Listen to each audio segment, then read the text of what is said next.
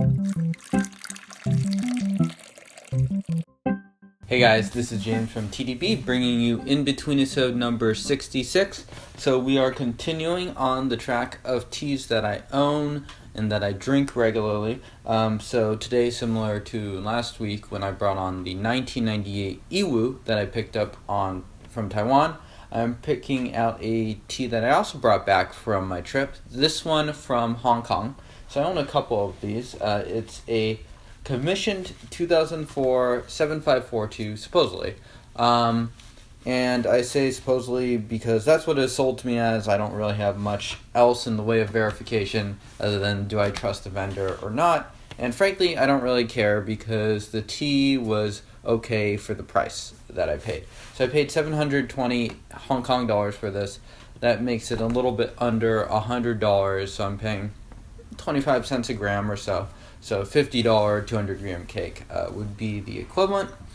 So it's a private commissioned, so not Dayi cake, otherwise it'd be through the roof in terms of price. And so one thing you guys can notice, and I actually have not steeped this tea yet. I've preheated my vessel and given it a rinse. So you can see that I'm using a different pot than the last episode. So last episode is actually right here, the 1998 Iwu. I used the pot that I use for, semi-aged tea that is a little bit not quite as browned, I guess you would say, as traditional stored stuff. So despite this tea being younger, I'm choosing to use this pot. Just a small thing, really. I mean, like if I ended up using the other pot for it, I don't think I would. It wouldn't worry me. In other words, if I were to accidentally brew those leaves in this pot, if I'm just trying to figure out which pot it actually works in. But I find that I like it more in sort of, I find it works well in sort of like this pot that I tend to use for older teas.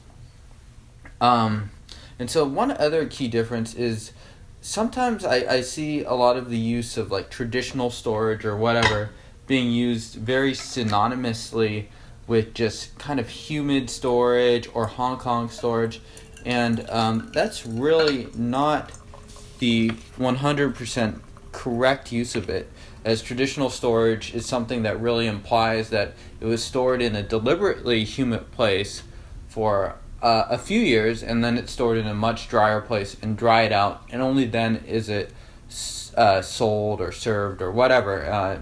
I guess, yeah. So there's a few differences, and I was able to actually explore some of these in this shop that I actually bought this cake from. The guy was kind enough to talk to us a bit about it, and so he actually brewed side by side one tea that had traditional storage versus something that had dry storage, and they're different teas. And one thing that happened with the traditional stored tea that had been dried out for quite some time at that point is it just started much quicker. And so I immediately enjoyed that tea more, but what happened was the Hong Kong dry stored tea started to overtake it eventually. And I had originally pegged the Hong Kong dry stored tea as being the more humid tea. I could taste more of the humidity in it. But when we actually dumped out the leaves for the teas, the traditionally stored tea, despite tasting drier, probably because of the dried out period, the leaves were considerably darker. Teas were approximately the same age. Anyways, that's a lot of babbling, so we are going to get to this tea. So part of the reason why I'm showing you the first steep is just because I want to kind of illustrate how quick it is to get going.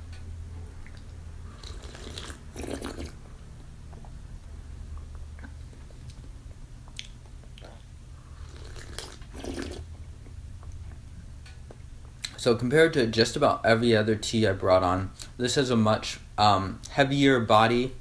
I can feel hints of sort of like probably what used to be smoke and bitterness. It kind of has a dark chocolate, little bit mushroomy feel to it. I don't find the taste to be overly dirty or humid or anything, but I could see someone finding that at least a little bit in this initial steep.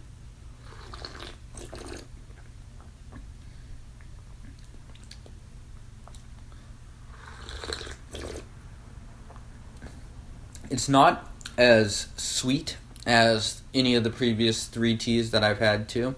This is definitely a tea in a different genre. This is not a, I do not believe this is an Iwu tea. So I notice a bit of a heavier body, more focused in the mouth. I find that it leaves a lasting effect, leaves sort of like salivation effect, just sort of in like the middle section of my mouth and in the front.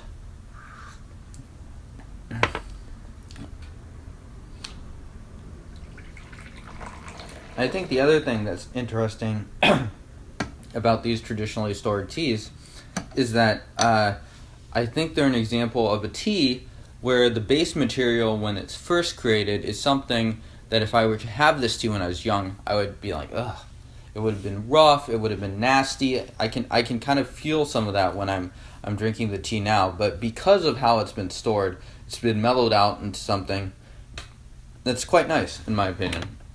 And it's a really nice, pleasurable change of pace from things like those 1998 Iwu, the 2006 Autumn Iwu Yacha, the Ancient Spirit, the previous 3 teas that I brought on. So I do tend to have a bias towards that greater Iwu area, but I also do like my teas from Munghai County, especially after a lot of that sort of like more aggressive flavors have allowed to mellow out a little bit over time.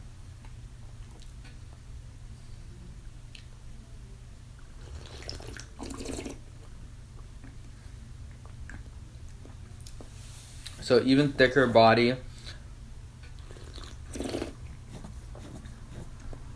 Some of those more chocolatey, mushroomy tastes are coming out even more to the forefront.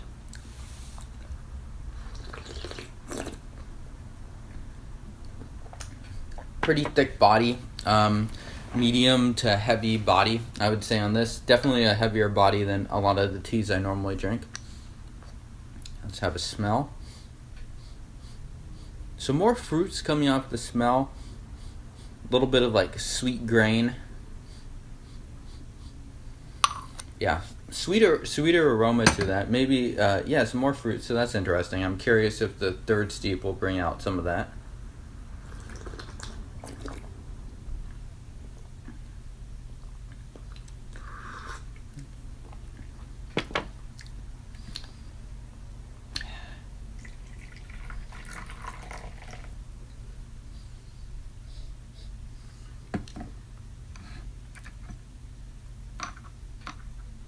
The way gone, I can start to feel some of that flavor return from my chest into the throat.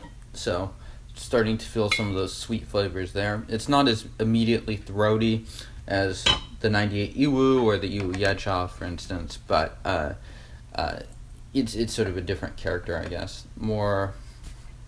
Less feeling when the liquid goes down and more after the fact, I would say. So, if you guys have not been able to see the color, brewing up orangish red, and that tends to be how this tea does brew out. It's also kind of a very ugly, humble-looking cake. It's not the prettiest-looking material by any means. Compression's also a bit tight. So those are also sort of things to indicate that this is not one of like those fancy boutique teas with like all buds that are whole leaves and like incredible picking standards. No, this is something that was created in probably a decent level of production. There's probably a lot of material of similar caliber to this, but what I like about the tea is mainly how it's been stored. It's not like a special occasion tea. For me, this tea is more like a good matured daily tea that didn't cost too much, and can steep out for 15 or 16 times for me to enjoy. So it fits more of that mode. Cheers, guys.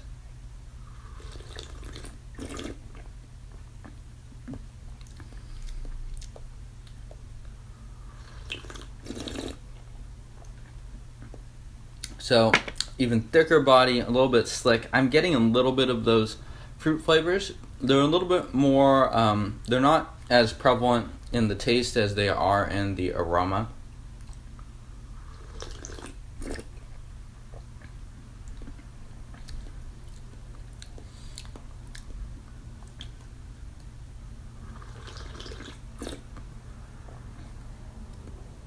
There's definitely like an undercurrent of like strength, some bitterness, some astringency throughout the whole process. I do not think this would be a good tea for people that do not like strong tea. It's still plenty of strength in this tea, which is a reason why I picked up a couple. Is I think that this tea still has just like a lot of stuff in there that I think will probably just continue to be good over time and will probably mellow out even more, which would be something that I would enjoy about the tea.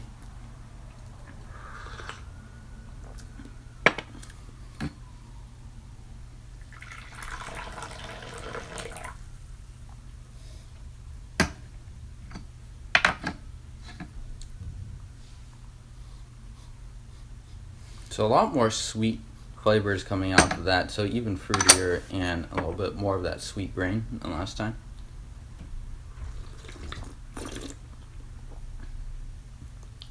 And now we're getting a little bit sweeter flavors. The body's lightened up just a tad. Sweeter fruit coming into this. Some of those stone fruits to complement those heavier, earthy chocolate tones to this tea. So I think that just about wraps up this In-Between-Sode. Let me know how you guys have been liking this series. I think next episode I'm going to do something a little bit different. Try to show you guys my stash.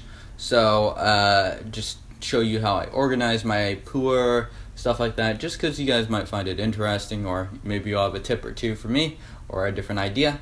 One last thing I do want to cover is this tea is also one that I like to tin up. So it's something to do for teas that have been stored especially humid. Part of it is easy access. I don't recommend tinning anything that you're either not drying out or you don't want to have, or you don't drink regularly. Like if you were to tin a young Pu'erh and you don't turn to it for like a year, that'd be a bad thing. It would probably taste much worse. But that just about wraps up this In-Between-Sode. So thank you guys for tuning in, and cheers.